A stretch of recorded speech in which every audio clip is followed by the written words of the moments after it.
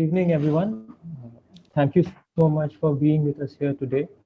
We are at the final day and the final lecture of this first online teachers course conducted by CIG in partnership with the Rosa Luxemburg Stiftung and the Institute for Human Sciences in Vienna.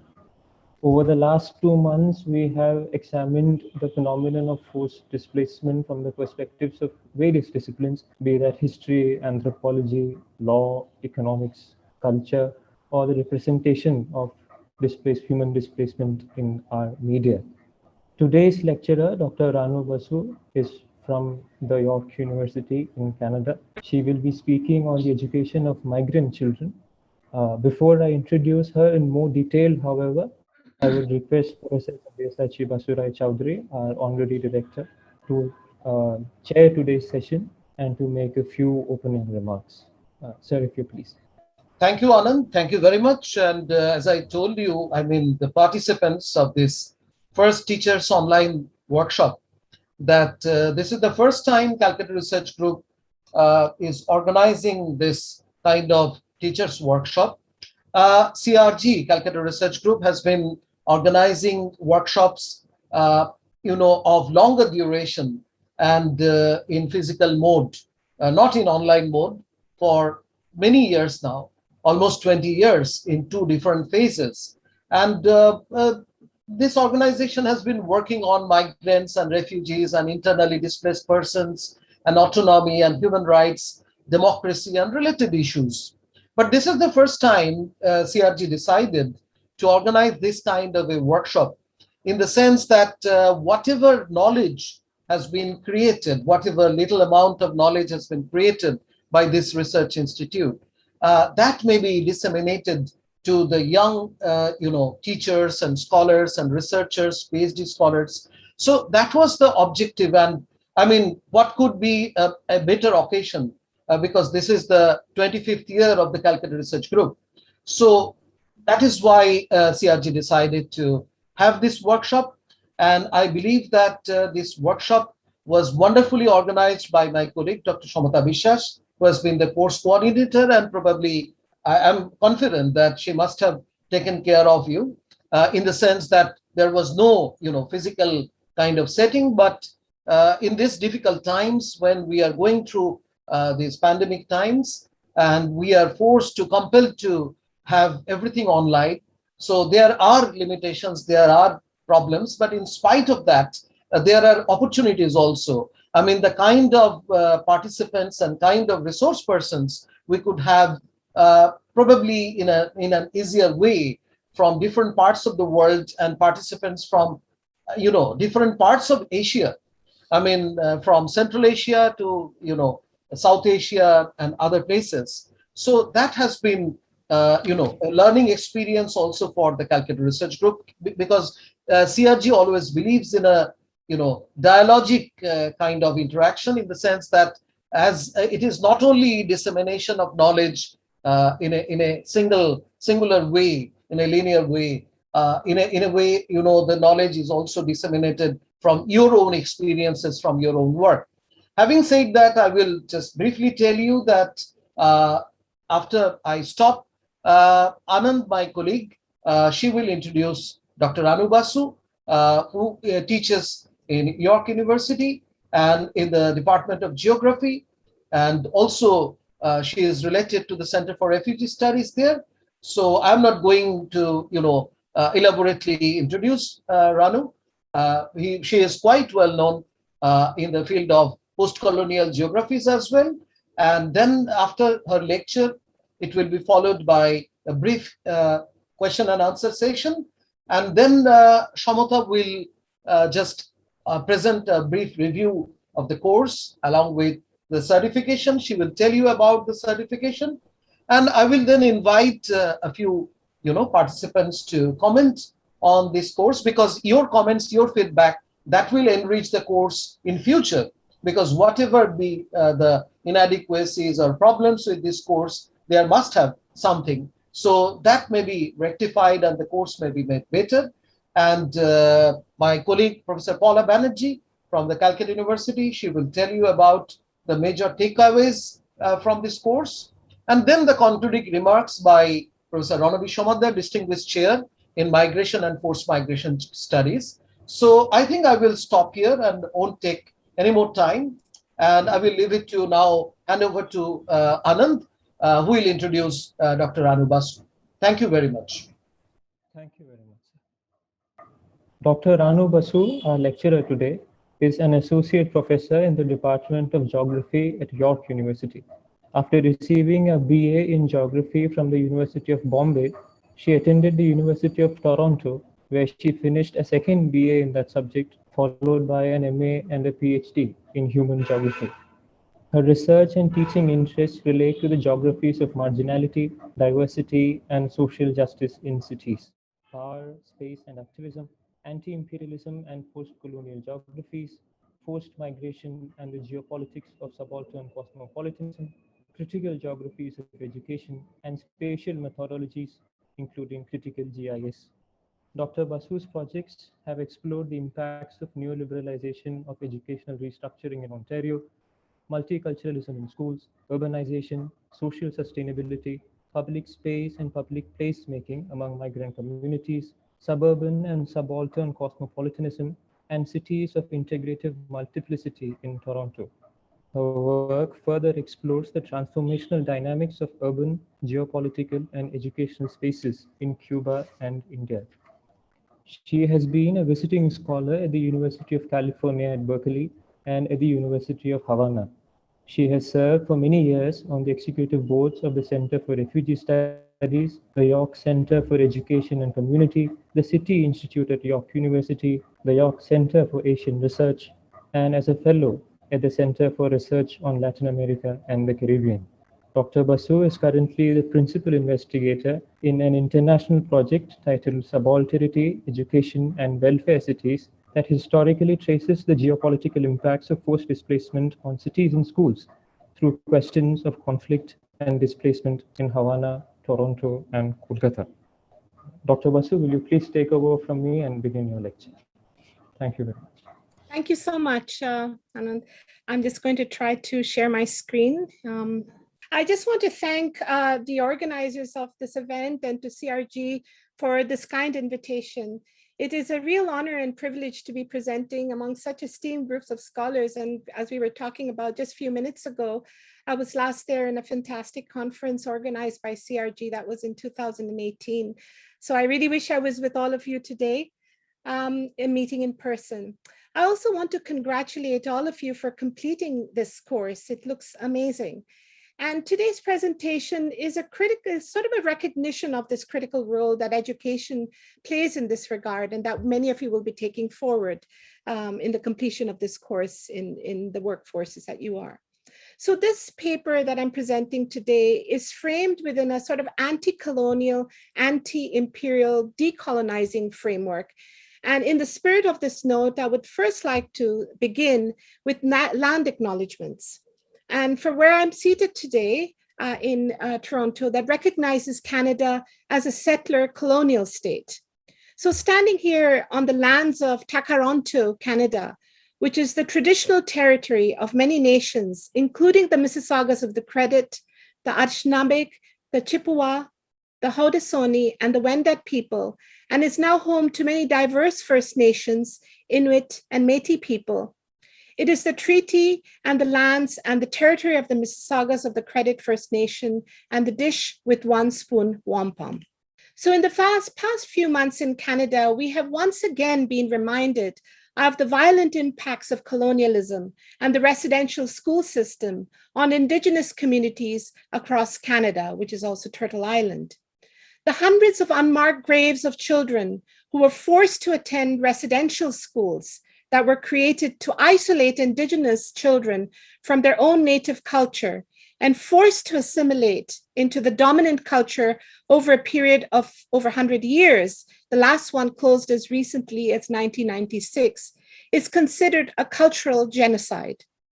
The land acknowledgement that I just read is an important reminder to all of us that settler colonialism, as is other forms of imperialism, is not something of the past, but continues to the present day in different forms and structures. These lessons are critical for those of us invested in the study of forced displacement and the implications of education on the human condition. I want to start with a quote from Gramsci. Educational relationships constitute the very core of hegemony, that any analysis of hegemony necessarily entails a careful study of educational activities and institutions, and that neither the complexities of hegemony nor the significance of education can be understood as long as one thinks of education exclusively in terms of scholastic relationships. And it is this tone this message that I would like to proceed. So thus, interpreting the role of education in societal change as it relates to questions of global violence and displacement requires what Gramsci terms as a philosophy of praxis. What then is this philosophy of praxis as it relates to questions of peace? This paper presents the geopolitical framings of subalternity in education as a possible analytical framework to explore this question. I will argue that the project of education, particularly as it relates to violence and displacement, cannot be analyzed in the absence of the geopolitics of imperial hegemony, compounded by the logics of the neoliberal state. Hence, the provision of education, aside from its literary component, but as a radical strategy of transnational consciousness building, needs to be further strengthened by the role of schools as a site for broader praxis and civic engagement. So what are the challenges of building such transnational alliances when the neoliberal educational system in capitalist societies predominates globally, materially, psychologically, and ideologically? What are the implications of this on the peace-building process? What are the counter-hegemonic propositions of peace-building within and through the school system? What does a spatial approach as a geographer offer us in terms of rethinking new strategies for change? So this presentation presents subalternity in education as a socio-spatial framework useful for critically examining the empirical and ideological context of displacement. The provision of education as an empowering mode of resettlement and the role of schools as a site for broader praxis suggests a need for more complex and radical interventions that move away from imperialist, neocolonial, and neoliberal reformist norms of education. So this is how the outline will follow. I'll briefly set the context, and I'm sure you've covered it in the last few weeks, so I will not dwell on this too much. And it'll be followed by two framings guided by a geographical perspective, focus on the geopolitical questions of forced displacement as a structural political basis of analysis. So frame one and frame two is sort of more like a theoretical sort of framework that deals with the geopolitical question of different forms of forced displacement and the territorial production of subalternity. Frame two then will talk about different forms of the production of educational knowledge societies and the structure of school systems. And I'll primarily be looking at state-based education, both from a neoliberal and a critical standpoint. I will begin with a critical standpoint and then move on to a neoliberal example, and the implications of these in the peace-building framework. And finally, I'll deal with the sort of urban question, the sort of ideological instance that refers to particular relations produced in sort of a capitalist mode of production, but also think about the urban question bearing the limitations of time, starting with Havana, some stories from there, some stories of hope. So this particular section on the field work and empirical work will just present some stories of hope and inspiration from Havana, and then move on to two examples from Toronto. I won't have enough time to speak about Kolkata today, but I thought if I could even cover one or two of these cities, we will get a sense of different kinds of framings of migration and education. And so let me start with setting the context, and I'm very much drawing on a framework of peace and anti-imperialism. So the current geopolitical crisis, more than a decade after the global financial crisis, and now further aggravated with the global pandemic, was compounded by a number of radical forces that have forged together to create severe structural imbalances.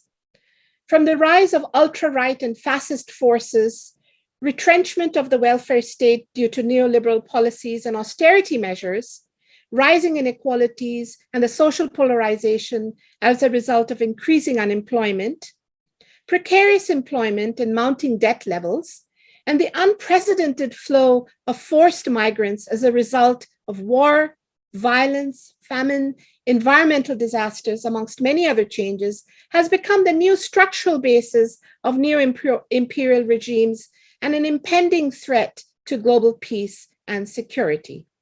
Consequently, the context of geopolitics of subalternity has taken on various forms of displacement, as mentioned in the introduction.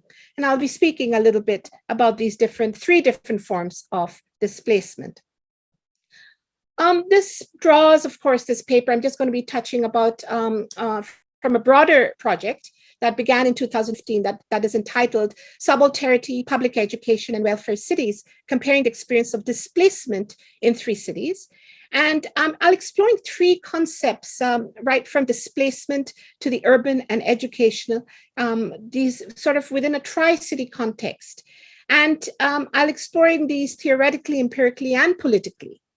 So the tri-city context, each experiencing histories of displacement in particular ways within post-colonial legacies, offers modes of governing the urban realm through state-based educational initiatives. They also each offer lessons of hope despite the challenges that they each face. So right from Toronto, where I'm currently based, which is a settler, colonial sort of state, a neoliberal welfare state, prides itself as a city of diversity and has been labeled as a sanctuary city, to Havana in Cuba, which is still maintains a post-revolutionary state, communist state, a socialist city, prides itself again as a Ciudad La Paz, and also is a post-colonial city. And Kolkata, my home, where my hometown and the story of my heart as well, is a post-socialist neoliberal developmentalist, also a migrant city. I don't have to explain to all of you. You all are experts in this field in Kolkata, and a city of joy, and also very much a post-colonial city. But each city has experience, whether it is a question of anti-imperialism in Havana, or settler colonialism in Toronto, or within the legacies of post-colonialism in Kolkata, each have their own challenges. This is a map from 2015, and of course, I'm sure this has increased, that illustrates nearly 800 military bases in more than 70 countries. And these bases are important, and we'll return to this when we talk about Cuba and the example of Guantanamo, that they serve as instruments of imperialist domination and interference in domestic affairs. And these are permanent threats to world peace, and also to the sovereignty and to the self-determination of the people. Now, this is again the trends at a glance, and you must have seen this figure many, many times. But then again, I won't go through it in too much detail. But as you can see, by the end of 2019, nearly 80 million people were forcibly displaced worldwide as a result of persecution, conflict, violence, human rights violation, or other events. 26 million were refugees, 45.7 IDPs and asylum seekers.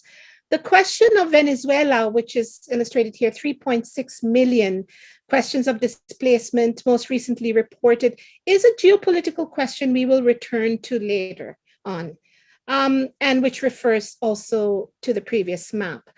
40% of those displaced were children, and 30 to 34 million of those, nearly 80%, were below the age of 18.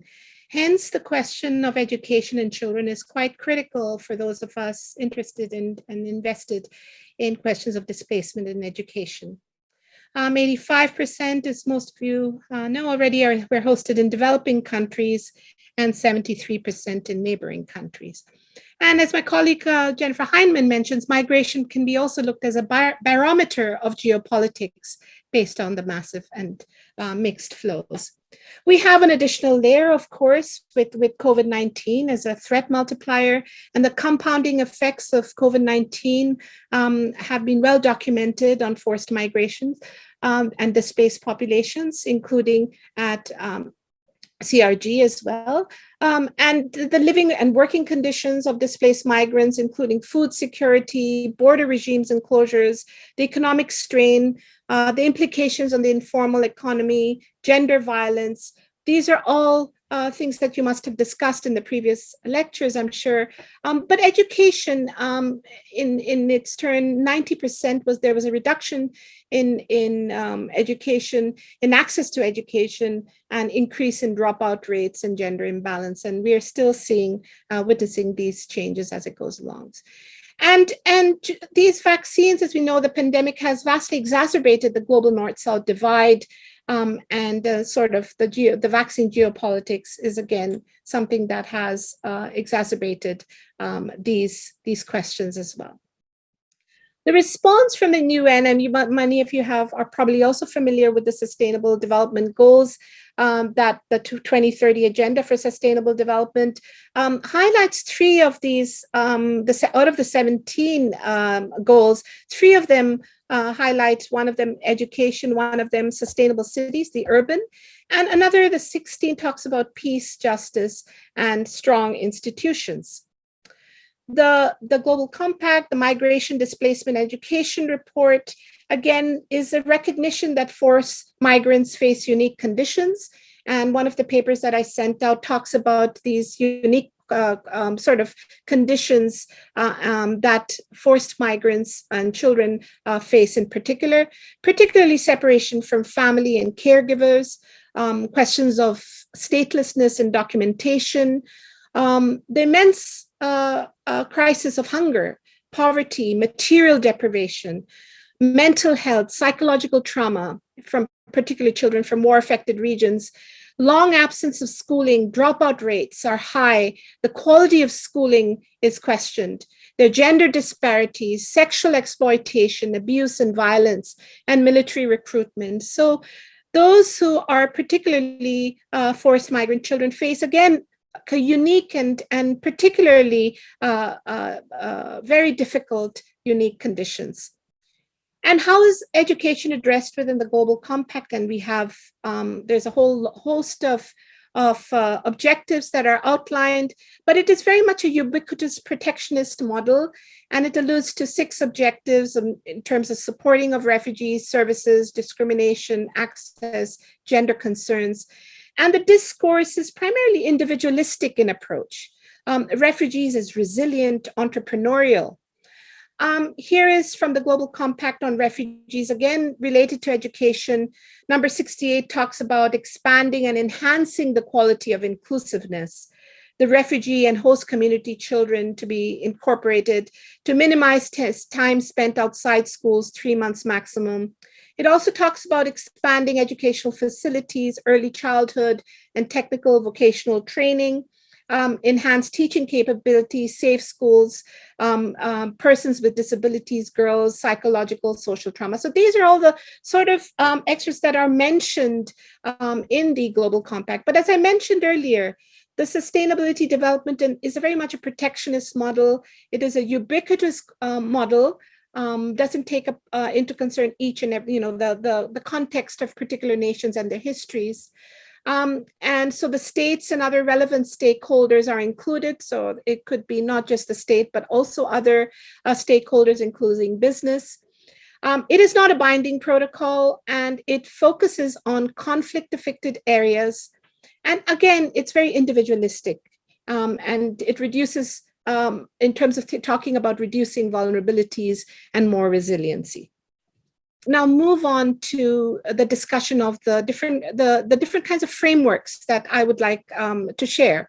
So now moving to the first frame. So the context of geopolitics of subalternity is viewed through 3 lenses of displacement. First, the production of displacement through economic and financial blockades and military occupation. And this is rarely mentioned in the work on displacement and forced migration. It's the question of blockades and military occupation. I'll talk about that in a moment. And second, displacement through violent processes of forced migration and exile due to war and conflict. And third, also related to the post-colonial condition of dispossession. And that could also include questions of ecotonal context or climate change of subalternity. And through these frames, we can kind of ask the question of what is the urban displacement nexus? What is its form, function, and social spatial relations? So what are the geographical strategies for peace building? And what are the new scales of solidarity that can emerge from this? The second frame that I'd like to present is the sort of relates to the educational production of knowledge societies and the urban question.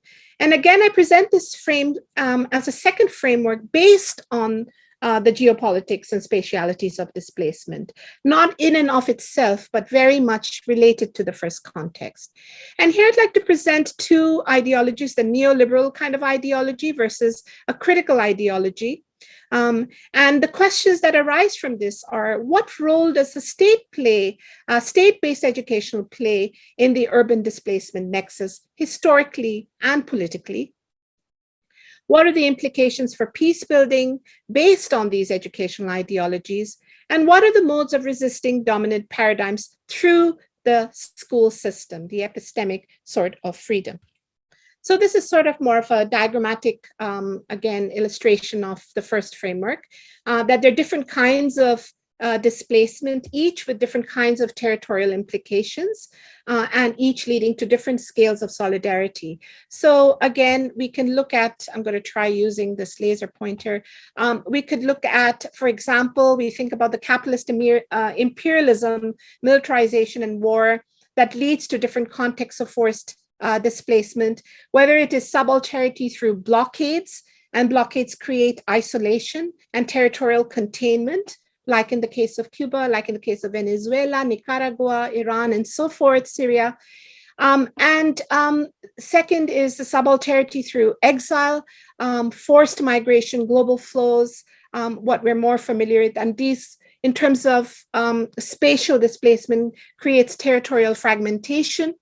And finally, looking at subalternity through the post-colonial condition, that leads again to territorial containment. What kinds of scales of solidarity can emerge? You can have international solidarity in terms of networks of different nation states supporting each other. You can have subaltern cosmopolitanism, which might be very local, regional, sort of, and can also emerge into transnational. And you can have everyday borderless alliances, the fluidity that emerges as well. And I'll have a chance to speak about the first two, international solidarity and subaltern cosmopolitanism. The second frame deals with educational production of knowledge societies as a critical mode of intervention through the school system. The neoliberal welfare state is confronted with the challenge of resettlement of migrants, for example, through health, through housing, through language and skills, education and employment. Yet the neoliberal state itself is faced with a crisis due to the decades of rapid dismantlement of the social welfare system. So there's this contradiction that exists. The denial of public services to non-status migrant places them in a further precarious situation during the post-migration process. So the role of education presents multiple layers of possible analysis, right from the ideological and to the political. And so there are two contrasting and oppositional models of education that we could look at. One is a sort of neoliberal ideology where education is seen as sort of through the lens of cultural imperialism, where even within the framework of resettlement, you see the neoliberal model purports individualism, competition, marketization, very much austerity and audit cultures, and leads to detention, trafficking, violence, child labor, sexual and other violations that lead to trauma.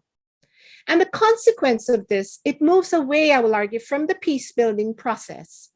because you have retrenchments and cutbacks in the settlement process. You have inequities built into the system. You have social polarization and alienation, and you have hierarchies and unjust orders. And this is sort of the global system. The neoliberal ideology is the global system, as much as it purports a settlement agenda. And again, I will talk about that through examples using the Toronto case study. The second is a more hopeful ideology, which is more of a critical ideology, where education is seen as praxis, where education is seen as radical, transformative. And here I'm going to start off, usually, as I mentioned earlier, I usually start off with the neoliberal ideology and then share the example of critical ideology. But today I'll start off with the critical ideology and examples from the Cuban model, particularly the legacy of the literacy campaign that still exists today. And talk about some of the tenets of education as revolution, Castro's education as revolution. The first slide that I had with the title slide was a poster in Havana that sort of shares this ethos of education as revolution. And other kinds of critical ideologies draw from Gramsci, sort of education relationships as a core of hegemony, or Paulo Freire's work, Pedagogy of the Oppressed, and thinking through decolonizing and anti-racist education, which interesting examples coming out from indigenous frameworks in the Canadian context as well. And even thinking about within our own Indian context of Netaji Bose and Ambedkar, Dalit education and different kinds of frameworks coming up. So there are wonderful examples throughout the world in different historical contexts that proceed to teach us about these different kinds of understanding education as praxis. So what are the consequences of critical ideology? There's a dialogue towards peace building, social transformation, systemic change, even if it's at a minor level, agency, political education. And it leads to a particular kind of consciousness raising, whether it is displaced migrants, forced migrants, the histories of oppression, a realization of historical geopolitical structures of oppression and our common histories. And there is a collective dialogue for social transformational change. It also leads to questions of confidence and youth empowerment through intellectual and social capital, reclaiming confidence and pride in identity, right? And so these are sort of the consequences. In terms of field work, this, as I said, this project has been, I'm just going to move on to now the sort of examples and to the urban question. What are the sort of radical possibilities? How have schools served as spaces of resistance? Where can we look for hope? And a productive counter-hegemonic discourse that is not just found in words and documents, but also in the habits and everyday practices of being, of surviving with humanity and with dignity.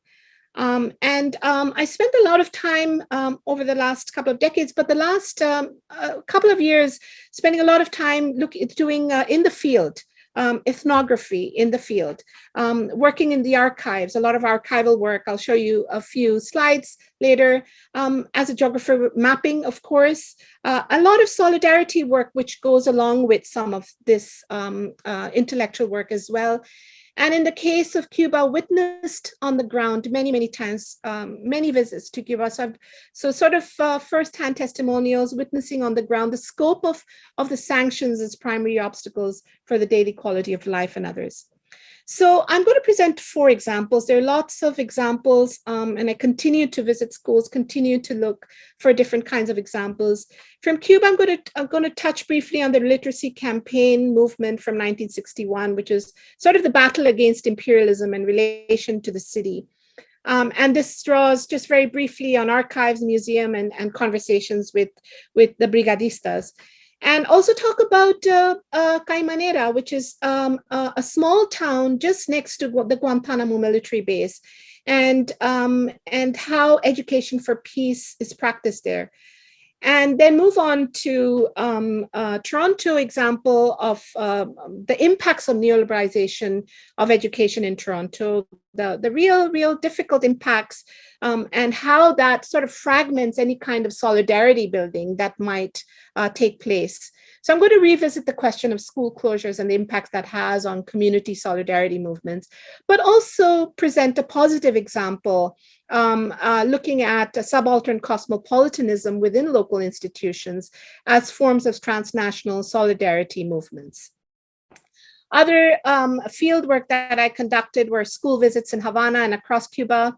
I'm happy to respond to any questions there. Public spaces in the educational realm, and Isle of Youth, other model inner city schools in Toronto. And in Kolkata, I also had a chance to go not just within Kolkata, but the wider region, right up to the Sundarbans in Kumirmari, and really look at interesting examples of how borders are practiced in different ways, And in Kolkata, I worked, I'm not going to talk about that today, but happy to respond. Again, looked at a couple of KMC schools, some nonprofit schools, and schools in the Sundarban.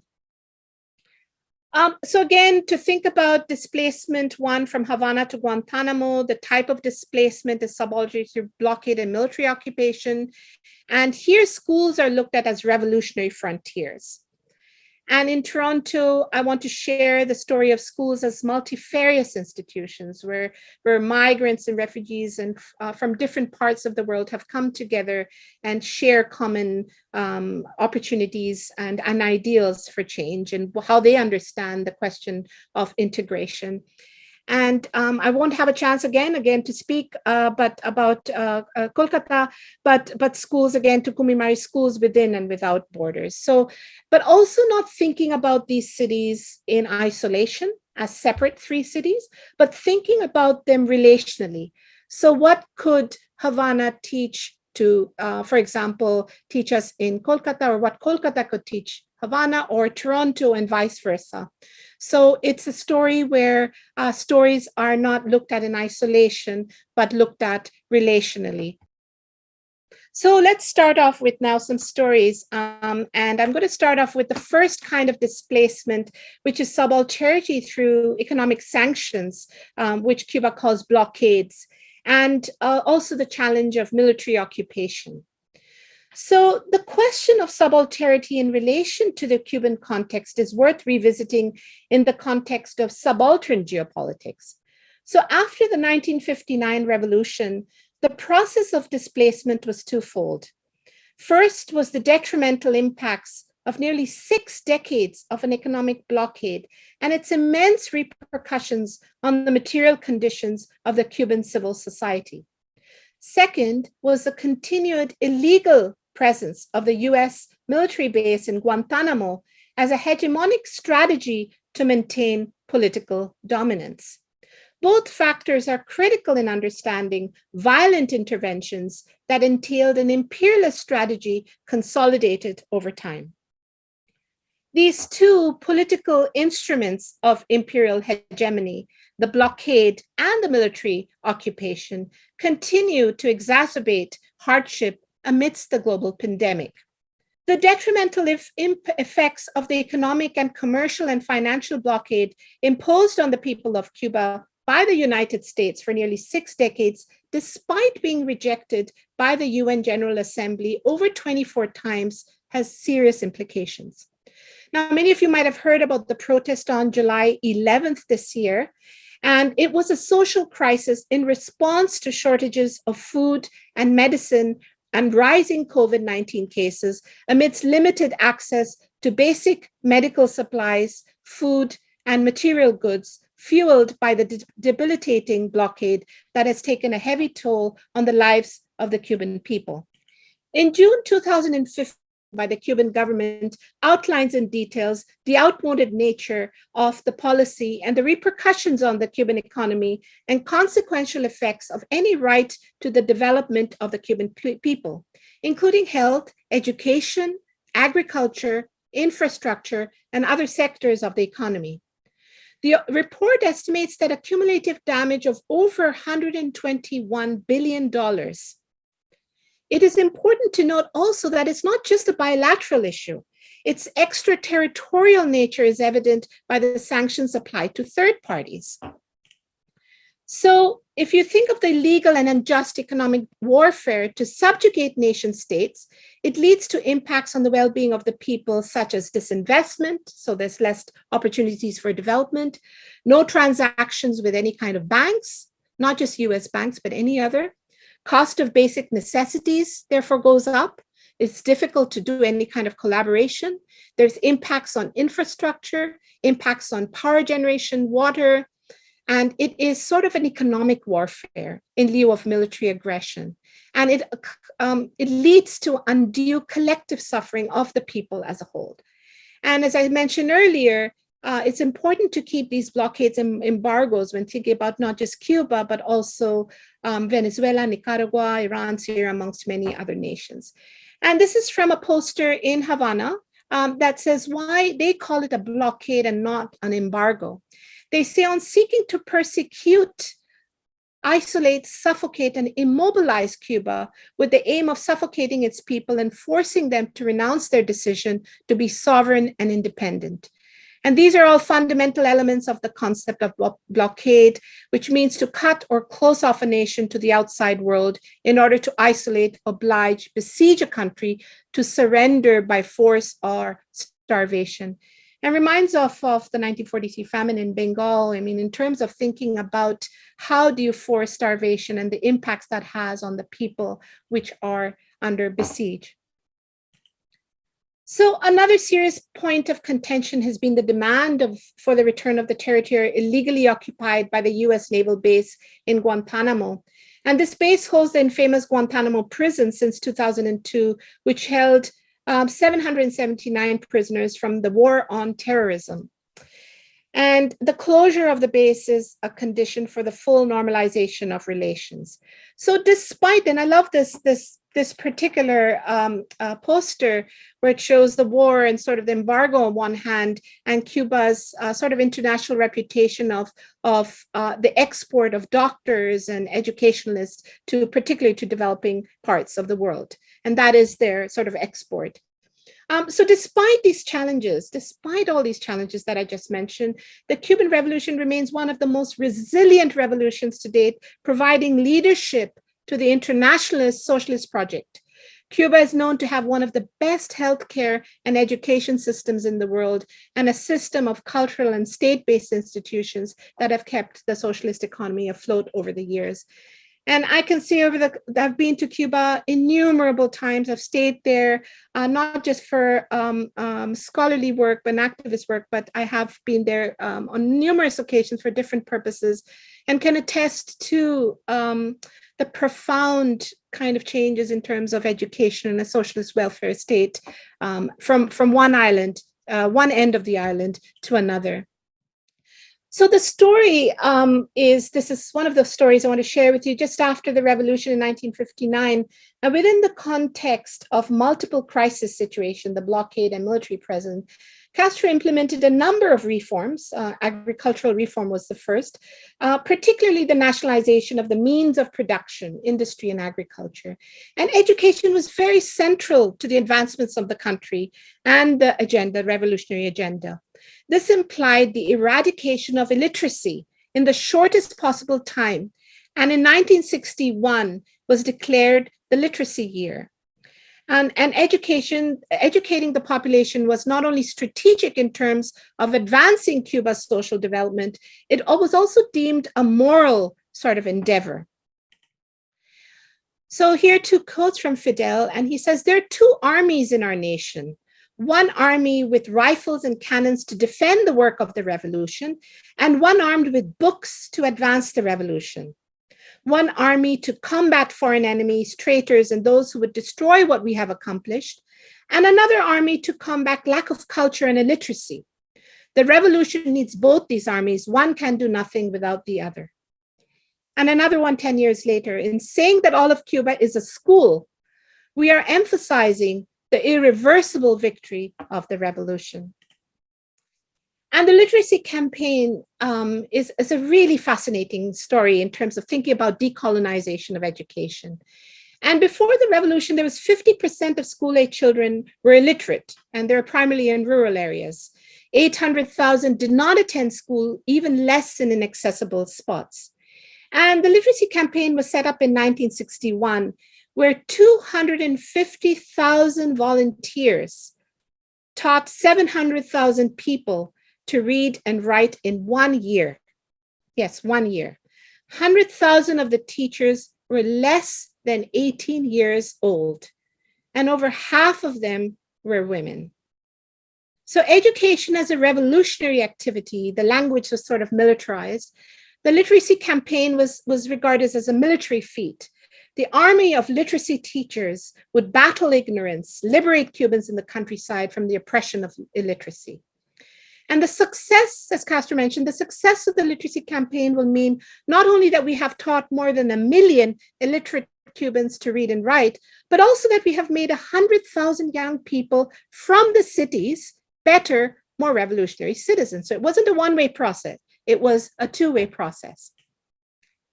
Gender norms, it was called a revolution within a revolution because gender norms were challenged, and participating in the campaign required transgression and defiance.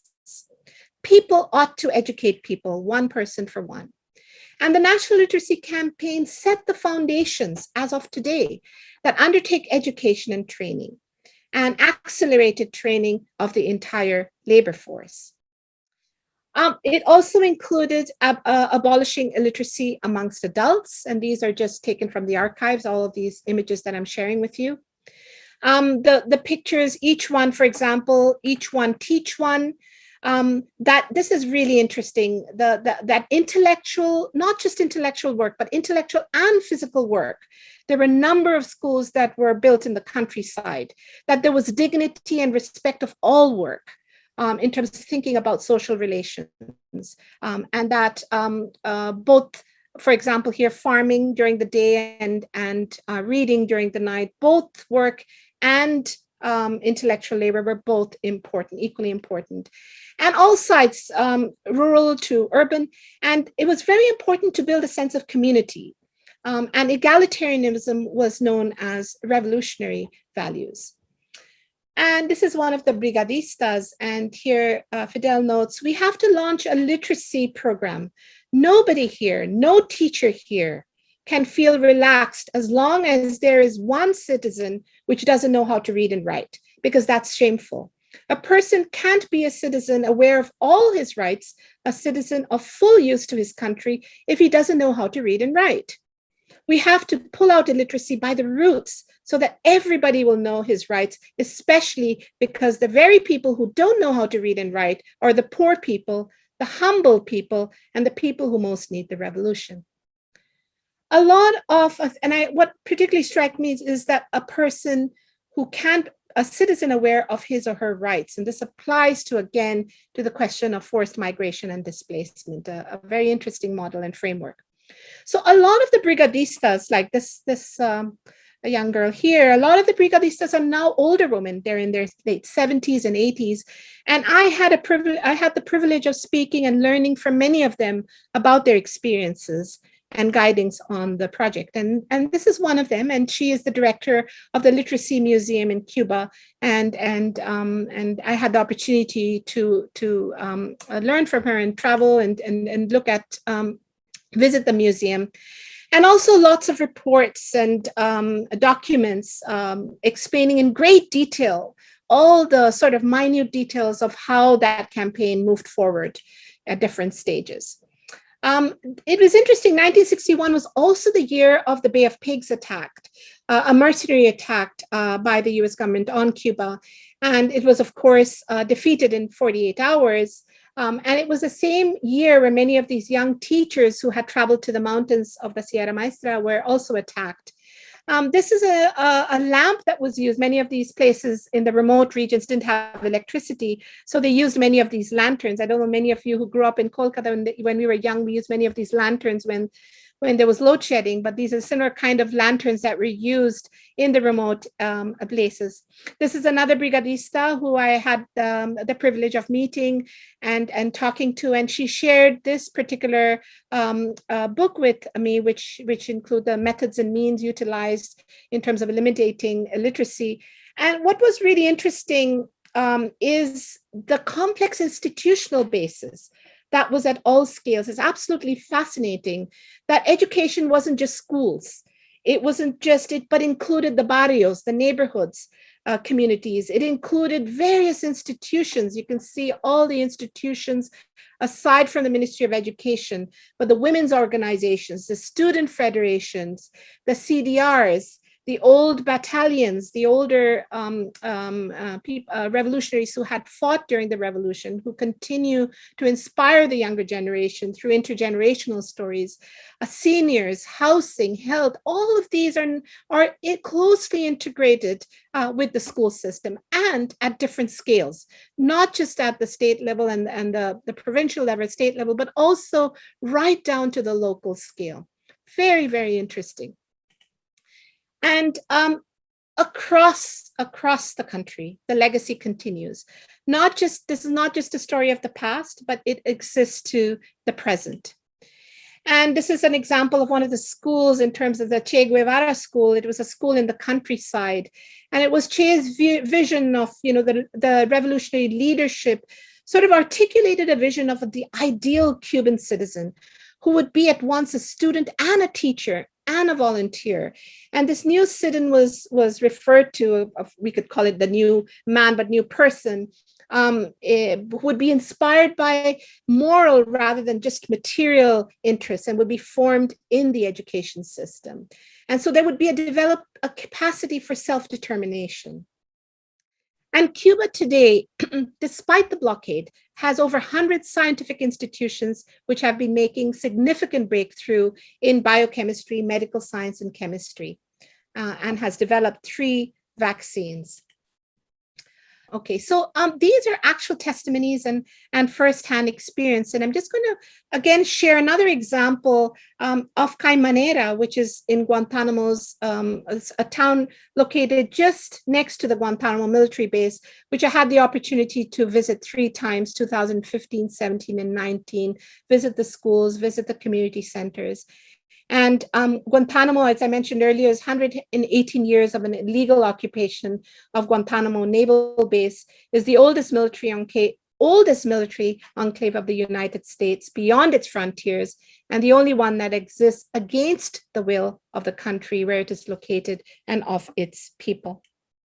And so again, I'm just going to share, this is again the journey with Movimiento La Paz por la Paz, which is the Cuban organization that has very much guided this framework of peace. And just some posters that you can see and how culture is expressed through art and cultures of resistance are expressed through art. I won't describe these, the posters are self-explanatory. When you enter Caimanera, it defines itself as the first trench of anti-imperialism, the first anti-imperialist. And these are the school children who greeted us when we went to visit the pioneros. There's posters everywhere. As a geographer, I'm also interested in the city and the community in terms of how it sort of reinforces a particularly revolutionary identity within the city. And this poster says, despite being next to a naval base in Guantanamo, you can do it. And it remembers to serve to eliminate and transform the present. Education is very much linked to culture, and culture is peace. And here you see a very sort of intricate cultural infrastructure where culture is seen as caring infrastructure, as revolutionary infrastructure. And this is just a performance we went to by La Colmenita, which is a beehive, which shared many of the sort of cultural revolutionary poetry and so forth. By the way, Rabindranath Tagore is and his sort of poetry is you can see on many of the institutions that I visited. You can see many of his poetry, which is embedded on some of the walls. So it's really interesting. You want to think again about thinking about bell hooks. Those of you might read sort of critical education, bell hooks teaching of as transgression, thinking about Paulo Freire's practice of freedom. You want to think about Gramsci's cultural hegemony, workers as intellectuals. We want to think about Batiste, who was a also indigenous scholar, talking about circles of learning, cognitive imperialism, and Jose Martí alongside Fidel and Che as constant guiding forces, and forces that we can, a collection of intellectuals and scholars and educationalists who can guide us in thinking through the individual contexts and histories of imperialism and forced migration. And what's really interesting is that these institutional bases are the very presence of these next to this military base is a presence of as a disruption. You can think of it as a presence and as spaces of disruption. And these are the CDRs, which are neighborhood organizations that are defiant in their political gesture in terms of thinking through this. And second last slide from Cuba, and that this is not just very local, it's very important document because it talks about the proclamation of America and of the Latin America and the Caribbean as a zone of peace. And that first proclamation was read in Caimanera, sort of an instance of anti-imperialism, anti-war efforts, a nuclear-free zone, and that proclamation was read here. And today, after COVID-19, is really interesting because of these institutional bases, because of this infrastructure. We have that there is a very, as I mentioned earlier, it has developed 3 vaccines, and it's also not just called a country of peace, but also a country of science. And in terms of COVID, there's extensive, right to the remote regions, initiatives taken to continue education through television programs and other kinds of programs because of the infrastructure that was in place from before. So on this note, I'm going to end with Cuba. I'm just going to quickly talk about the opposite model and sort of neoliberal model.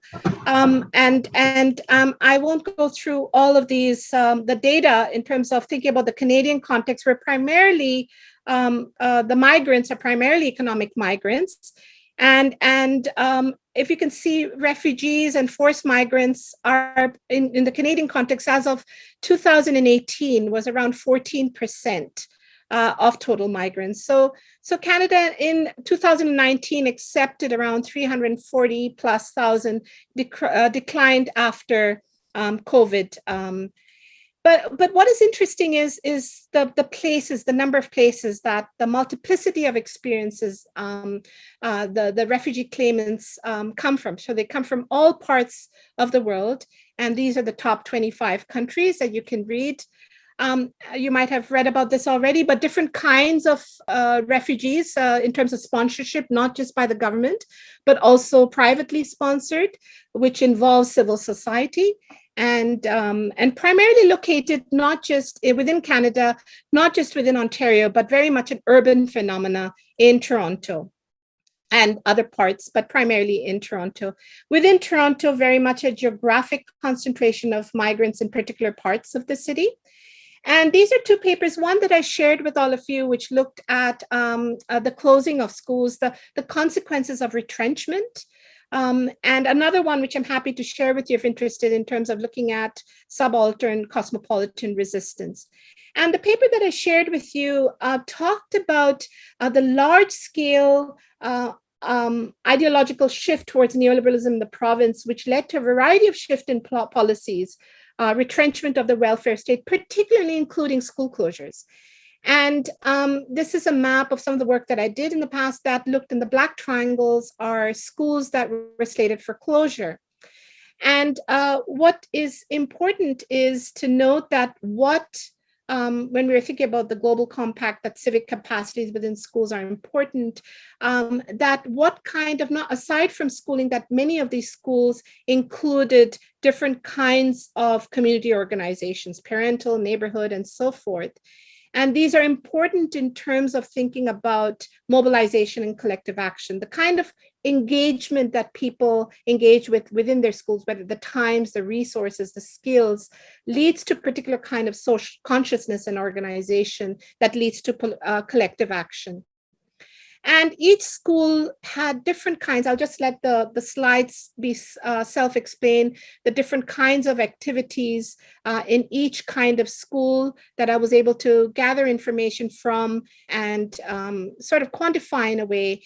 And the result was that those schools that were slated for closure were more likely to be in schools that had higher migrant neighborhoods, higher working class neighborhood, lower income, those schools with more settlement driven agendas, special education, so forth, because the school was looked at in isolation, not in relation to a broader institutional base. And therefore the spaces that were used for health or other kinds of ESL, that is English as a second language, others were deemed unnecessary space. And so therefore were slated for closure at that time. And continues. So the question that we have to ask then is, how do you create a sanctuary school system or a system of local institutional base for peace building within the broader context of urban neoliberalism? So to end, I want to end on a positive note within the Toronto case, despite the school closures, within the context of understanding Toronto within this kind of even if it's within a neoliberal kind of multiculturalism, that there is the question of integration. The question of integration is interesting because it comes up over and over again in different kinds of settlement policies, different kinds of UN global agendas and so forth. So what is this? What do we mean by integration? And in the school context, if we look at just a concrete example of language, for instance, where we think about a traditional model is that, okay, recent migrants come, they need to learn the official language, which might be English, French, not an Aboriginal language, by the way, but it's included. That might be one way. There could be a reciprocal integration model where there's a recognition of, okay, this particular child comes from this particular context, needs to learn the language. But what was fascinating was the multifarious kind of practices emerging from the communities where, and I can chat about this more during question answer if necessary, is that each learning from each other. And because of the locale, the kind of local sort of specificity of different communities living in close proximity, that we see a different form of integration emerging, where learning Japanese by a Tamil student, for instance, is as important as learning Tamil. Spills beyond the classroom into the neighborhood in an inorganic way in terms of thinking about integration. I think I've showed this picture, which is really interesting. It's Durga Puja in Toronto, and you see Churchill in the background, and this is taking place in the Royal Canadian Legion. And you have Eid celebrated next to Christmas lights, and so very much into the landscape. And it's not just a social sort of political sort of capital, it also translates into political capital. And this is a really interesting example of the Tamil protest a couple of years ago, where you see not just Tamil protesters, but also see over here in the background other communities and the indigenous communities coming in solidarity with the different protesters. So spilling out from the schools into the neighborhoods, into the cities. And how migrants have defined, again, I'm happy to chat about this, of Toronto as an alternative city, seen through the eyes of forced migrants, seen through the eyes, is a city of nimati, meaning peace in Tamil, or refuge, a city of memory, desire, and imagination, a city of integrative multiplicity, or a city of fluid resistance. Once again, I'm happy to share this paper if anyone is interested. So to end, I've presented a lot of a mixed bag of many frameworks, right from a UN model, sort of a universalistic orientation, Cuban model of a socialist orientation, Toronto, Canada as a capitalist settler society orientation. And I've talked about in terms of thinking about their different models that they've used, in terms of thinking about peace, questions of peace, belonging, questions of violence, survival, and how that works in different contexts. So we can learn from these historical and contemporary examples to build radical consciousness, to build political awareness, to build epistemic freedom and a will to power from critical educational institutions and apply it globally. And examples exist all over in all the cities, and we can learn from all of them. So I'm going to end here and with Paulo Freire's quote, that true generosity consists precisely in fighting to destroy the causes which nourish false charity. False charity constrains the fearful and subdued, the rejects of life, to extend their trembling hands. True generosity lies in striving so that these hands, whether individuals or entire peoples, need to be extended less and less in supplication, so that more and more they become human hands which work and working transform the world. Thank you. And by the way, this is a poster from Kolkata, from the children who have their illustrations, which were exhibited on the streets when I was there a few years ago. So anyway, thank you. Thank you very much. Thank you for a very interesting lecture with a very large canvas. And as you have presented, in fact, a tale of three cities, Havana, Toronto, and Kolkata.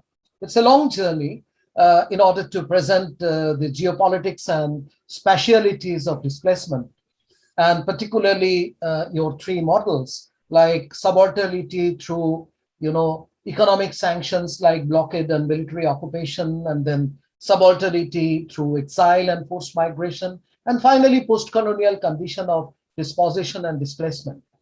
And you have also brought about the question of subaltern cosmopolitan resistance, and I'm very interested also to know more about the decolonial approach to education, but that's later. Let us now come to the questions.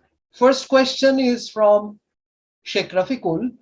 It is about what kind of rationalistic sentiments and values both these models, meaning neoliberal and revolutionary, produce among the migrants and or refugees? Oh, what a great question. Excellent question. Thank you for that question. Yes, the question of nationalism is a it's a tricky one, isn't it? I'm going to answer it in two ways. First, when we're thinking about the question of nationalism, we want to think of it in terms of the question of nationalism within the context of imperialism, colonialism, capitalism, whether it leads to questions of divisiveness, violence, or whether it leads to questions, as in the case of Cuba, to questions of solidarity and unity in terms of anti-imperialism and anti-colonialism.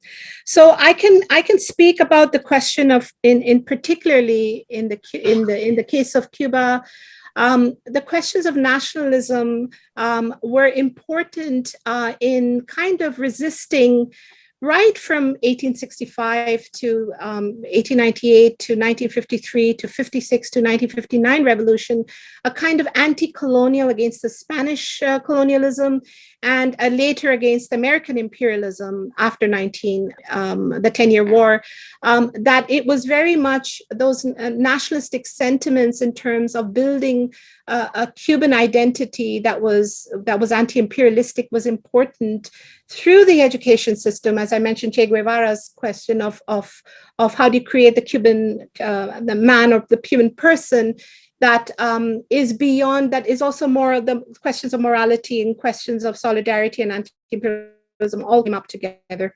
That was a particular kind of nationalistic project through the school systems that led to an anti-imperialist approach that was important. Within the Canadian society, I would call it, there is sort of a national, within, again, keeping the question of migrants and refugees, is a neoliberal multiculturalism. And neoliberal multiculturalism, in this case, rather than looking at kind of the US different kind of model, but is the multiculturalism that is also very much based on, even though it purports itself to be sort of a respect for individuals and diversity is very much a neoliberal economic kind of model. And so in that case, I think a new kind of nationalistic agenda in terms of indigenous kind of frameworks, where there isn't any kind of, the question of borders is questionable, and thinking about how colonial borders were imposed is something that is very much part of the debates today. So again, thinking about the context of nationalism, questions of nationalist imaginaries, and how they work out and play out in different contexts is important within the context of post-imperialism and post-colonialism. Thank you. Now we have three related questions from Sritapa Chakraborty. The first one she asks is, why do you think that the Kolkata Sundarban model represents only the ideology of cultural imperialism, and rather not an amalgamation of both the neoliberal and critical ideologies, keeping in mind that in the framework of comparison of the experience of displacement in the three cities of Toronto, Havana, and Kolkata, in your views, Kolkata is placed as a post-socialist, post-colonial, neoliberal, as well as a developmentalist migrant city. That is number one. And she has also requested you to reflect a little bit more on the Kolkata model. And finally, how do you seek to define critical ideology in the context of migrant education here? Yes, thank you so much for those questions. Yes. And all of them, again, to think about all three cities, not in and of itself, but also to think about them relationally is really, really important. And the Kolkata model is, as I said, it's a complex one and very much a developmentalist, neoliberal one in terms of its practices. So the way I'm looking at each city is through its histories, for instance, the histories of oppression, histories of colonialism, histories of resistance, and how different kinds of resistance movements emerge through that. And so at different points of time, you have different kinds of ideological kind of frameworks emerging in terms of resistance. And not just historically specific, but also very geographically contingent. And why the Sundarban, which is really interesting. I started off with just three cities in isolation. And Havana, or when I went to speak and worked in Havana, of course, they asked me to join them in many of the neighborhoods across the country. And so the question of Havana wasn't just restricted to Havana, but extended to other kind of revolutionary cities, including, as I mentioned and shared with you, the story of Caimanera. In Kolkata, was really interesting in thinking about many of the migrant workers who work in the city also come from far and disparate places, as many of you will know much better than I do.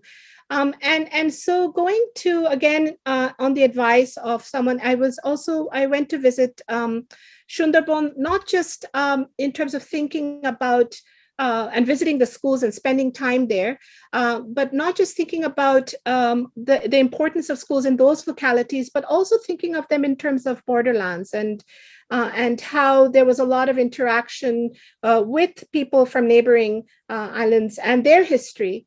They talked about Morinchapi, for instance, about, and so their histories and examples of education, and comparing those with Kolkata. Now, Kumirmari was also not just, of course, a place to visit in terms of standing migration, but also I have histories with it. I didn't just choose it. It was an island where my mother spent 4 years growing up. And so I had a sort of an attachment. When I was growing up also, I used to go to Kumirmari and spend time there. And my ma grew up when she was alive. She used to go and spend 4 years of growing up during pre-war period.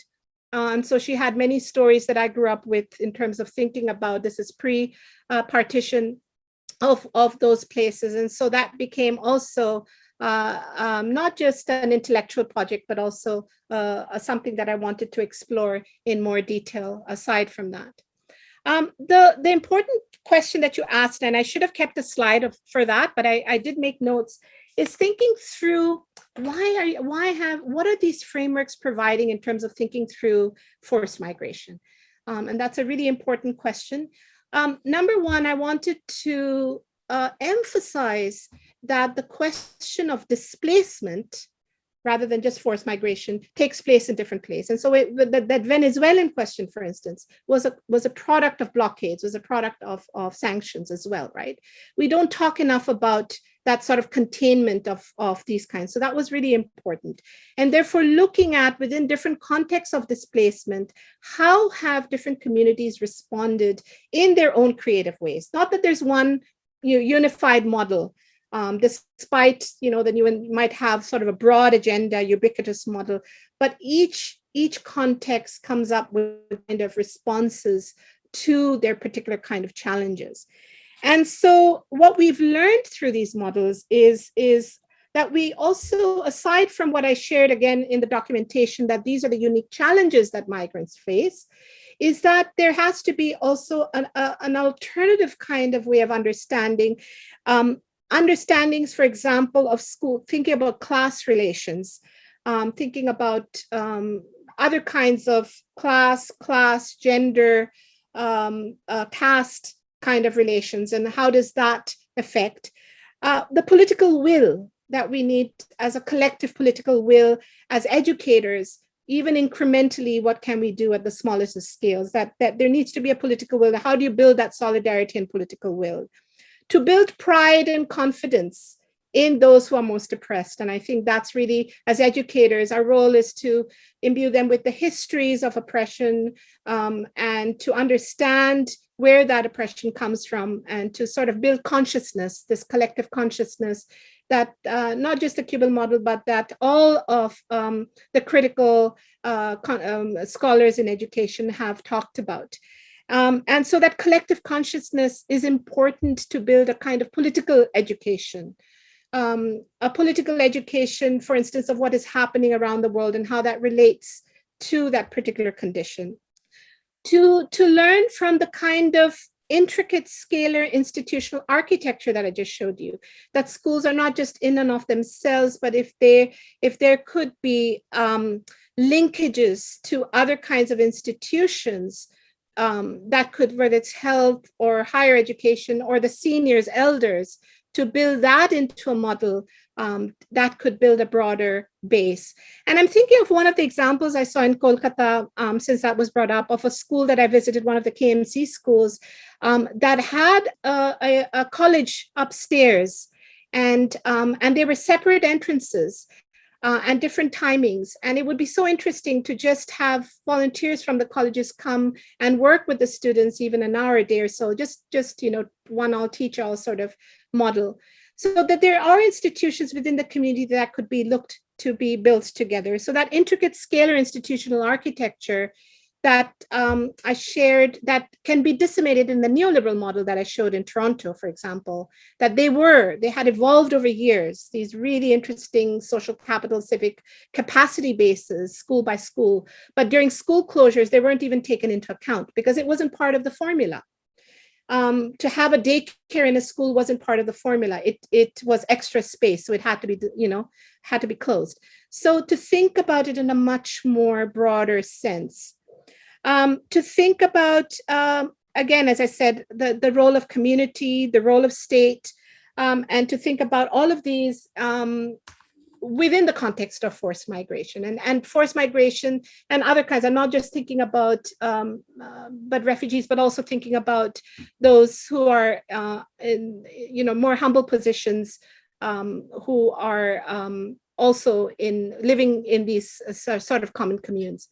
So, and the example also in Kolkata, other examples of the meal sort of everyday meals, for example, food is a priority.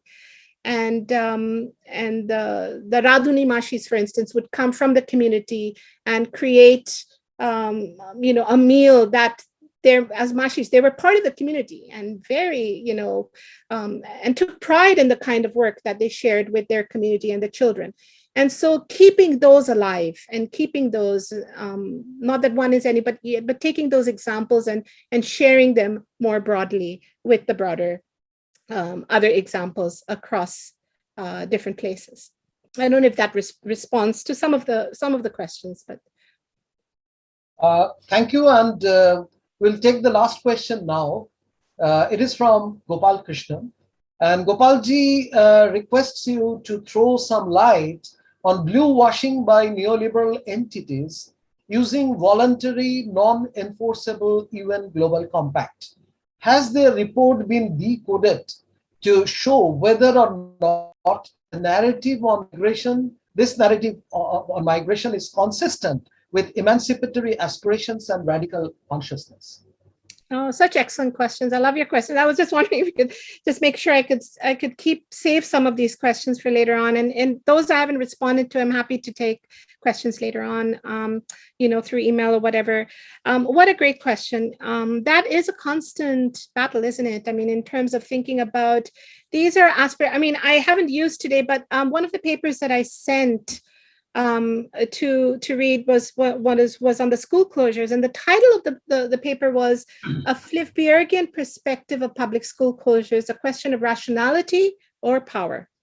And the message that comes from that particular theorist, who I've used extensively, and that might kind of respond to your question, Gopal, is that when you think about rationality and sort of a rational explanation, which is non-binding, by the way, as you all know, that is an ideal kind of situation, right? You have ideal normative kind of paradigms, often designed by the West for sort of colonial kind of imperialist approach to things, but quite often it is sort of aspirations. An aspirational model sometimes works in some places that also includes in the Global Compact, not just the state, but also includes businesses and nonprofits and others with different kinds of interests, right?